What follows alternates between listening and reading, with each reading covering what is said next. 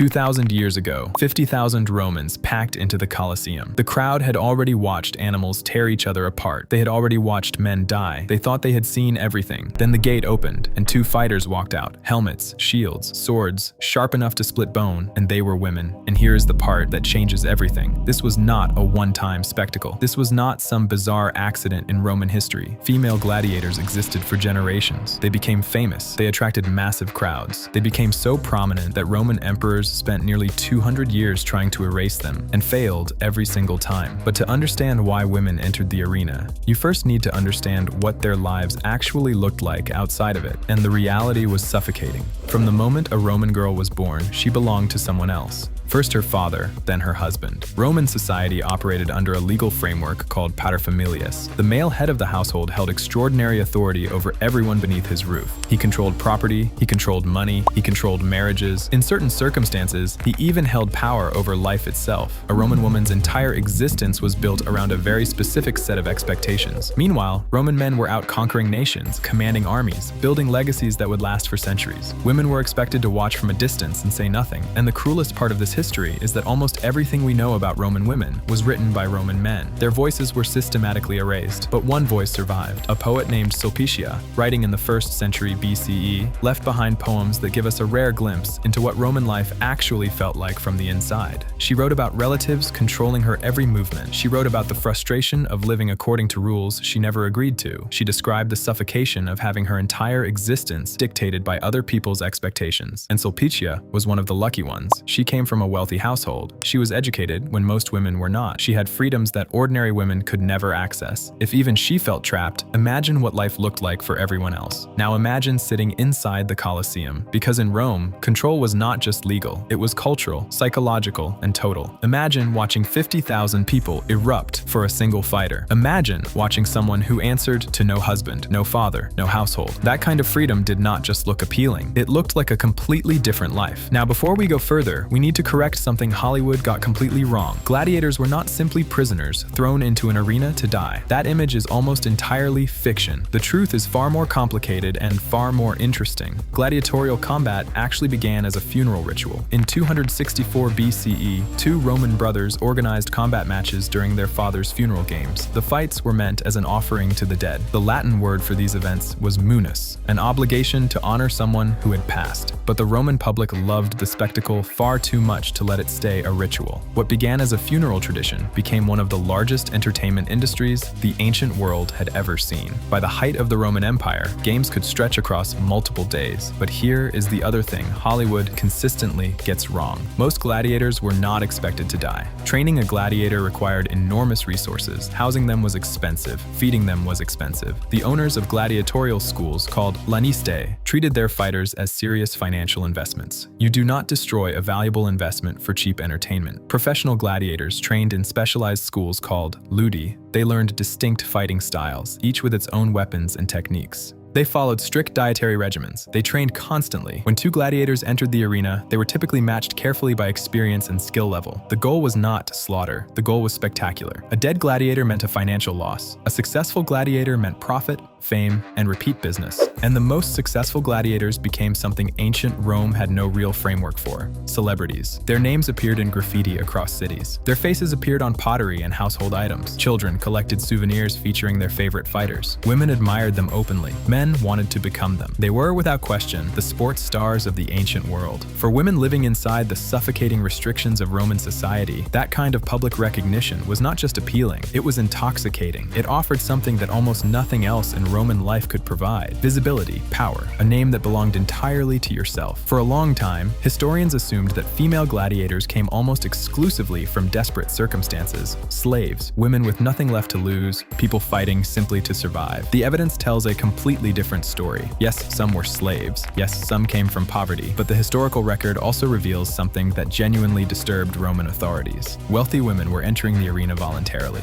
Women from noble families, women who already had comfortable lives, and social status. Women who were not fighting out of desperation. They were fighting out of choice. And when a system turns violence into fame, it inevitably attracts those who were never meant to have a stage. Because the arena was one of the only spaces in Roman society where a woman could build her own reputation entirely on her own terms, where crowds would scream her name, where what mattered was courage and skill, not who her father was or who she had married. That terrified Roman authorities in a way that poverty never could. In 11 CE, the Roman Senate passed legislation restricting freeborn women under the age of 20 from participating in arena games. Stop and think about that for a moment. Governments do not write laws against things that rarely happen. The fact that legislation existed proves that female gladiators had already become visible enough, numerous enough, and popular enough to demand an official response. Female fighters remained popular across the empire. Finally, in 200 CE, Emperor Septimius Severus issued a complete ban. Officially, the emperor stated that these performances degraded the dignity of womanhood, but historians who have studied his decrees closely suspect the real concern ran deeper. Severus appeared particularly troubled by wealthy women entering the arena by choice. These were women who were openly rejecting everything Roman society expected from them, and perhaps even more worrying to him, there were signs that female athletes might begin demanding access to prestigious athletic competitions across the broader empire. The most powerful ruler in the Roman world was afraid of where this movement might lead, and even his complete ban did not fully work. In Ostia, Rome's great port city, archaeologists uncovered an inscription dated after the imperial prohibition. The inscription praises a local official specifically because he allowed women to compete in games. After the ban, after the emperor's absolute decree,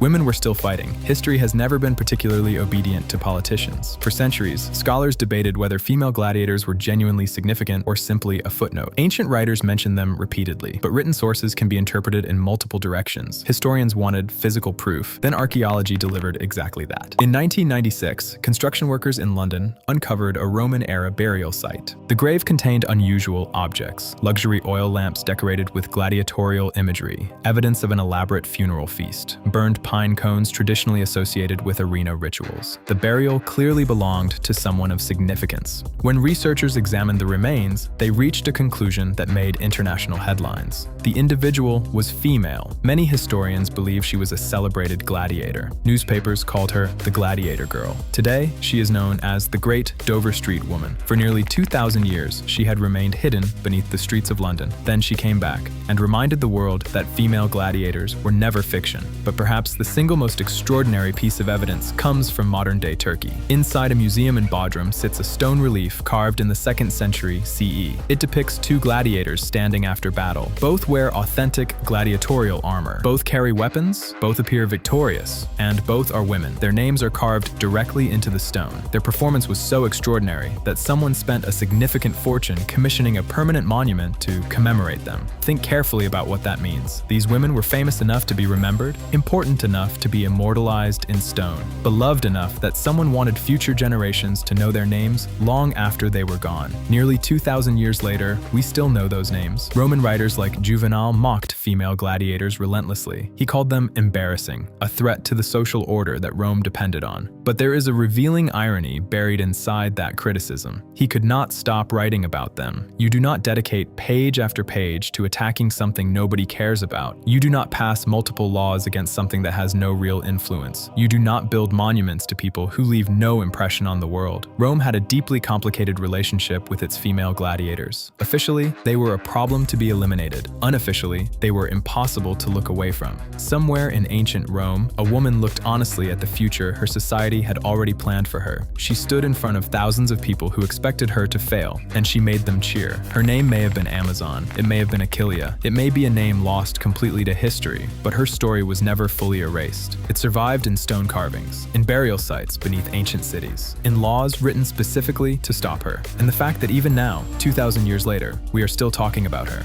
And perhaps that is the most complete victory any gladiator ever achieved.